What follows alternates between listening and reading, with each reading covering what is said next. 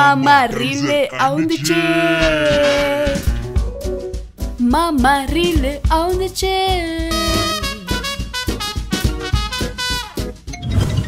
Venkat Prabhu direct பண்ற சூர்யாவோட படத்துல நயன்தாரா தான் ஹீரோயின் அப்படின்றது எல்லாருக்குமே தெரியும். ஆனா ரெண்டாவதா இன்னொரு ஹீரோயின் இருக்காங்க, அவங்க தான் ஏமி ஜாக்சன்.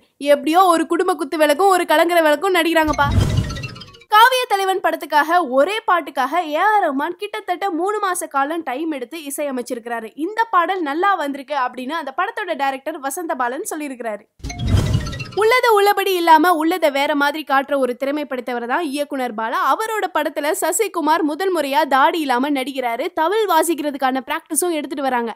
அதை விட ஒரு ஹைலைட்டான விஷயம் என்ன அப்படின்னா, வெயிட்டான வரலட்சுமி இந்த படத்துல வெயிட்டை குறைச்சு கரகாட்டெல்லாம் பயின்று வந்துட்டு இருக்கிறாங்கப்பா. பால்கே டைரக்ட் பண்ற ஹிந்தி படத்துல தனுஷ் காது கேளாத வாய் பேசாத ஒரு மாற்றுத்திறனாளி கேரக்டர்ல நடிச்சிட்டு இருக்காரு. இந்த படத்துல ராஜ்குமார் ஹிரானி, ரகேஷ் ஓம் பிரகாஷ், கரண் ஜோஹார், அனுராக், கௌரி ஷிண்டே இந்த மாதிரி 5 இயக்குனர்களும் சேர்ந்து நடிக்கிறாங்க. கண்டிப்பா இது ஒரு இன்டர்நேஷனல் அட்டெம்ப்டா இருக்கும் அப்படின்றதுல சந்தேகமே இல்லை. கோடிக்கணக்கான சம்பளம் எனக்கு கொடுத்தோம், நான் ஏன் திரும்ப அழகு சாதன விளம்பரங்களை நடிக்கல? ஏன்னா சிவப்பு தான் அழகு அப்படின்ற ஒரு கருத்தை முட்டாள்தனம் அப்படின்னு நான் நம்புறேன். அதை நான் வன்மையா கண்டிக்கிறேன்.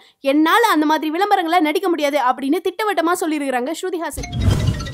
தெனாலிராமன் படத்துக்கு அப்புறமா திரும்பவும் ஹீரோவா களமிறங்கி இருக்கிறாரு வடிவேலு. அடுத்த படத்துல இவரே ப்ரொடியூஸ் பண்றாரு, இவரே நடிக்கிறாரு. ஆனா டைரக்ட் பண்றது மட்டும் யுவராஜ் தயாளன்.